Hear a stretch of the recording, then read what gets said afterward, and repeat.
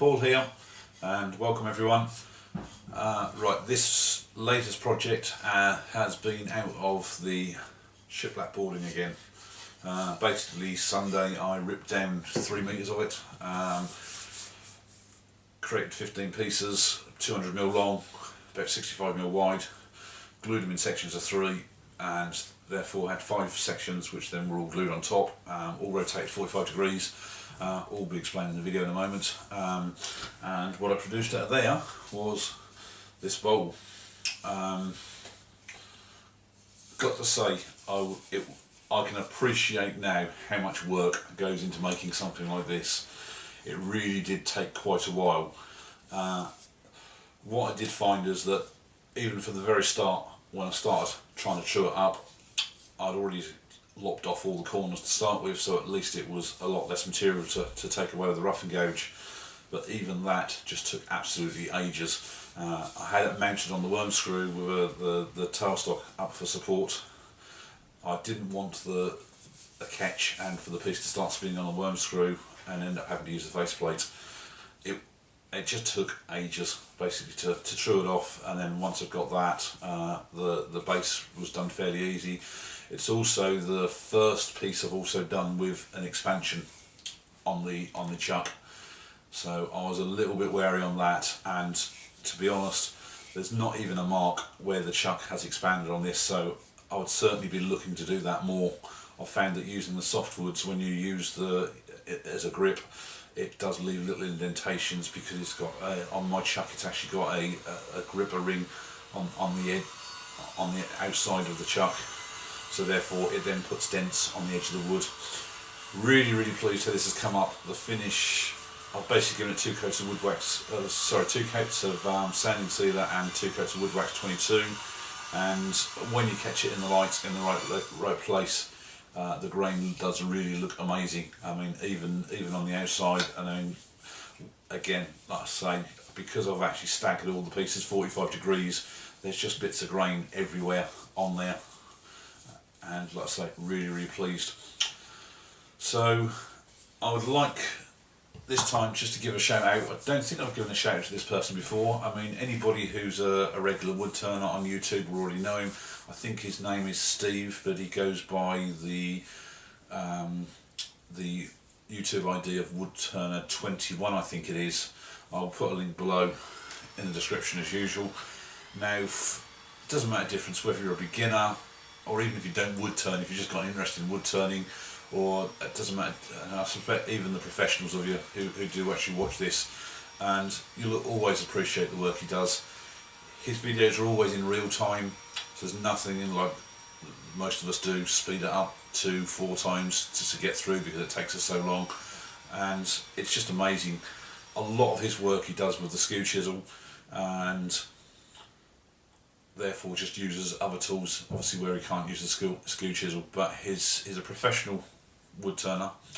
I think he's got over 35 years experience, and it just shows with the quality of his work. It's absolutely unbelievable. He doesn't do many videos, so it's really worthwhile subscribing to him, because when he does show something, it's usually a 4 or 5 minute video, and it's absolutely amazing. It's made anything from like earring holders, watch stands. He did a lot of his early videos with like spindles for like stairs and stuff like that.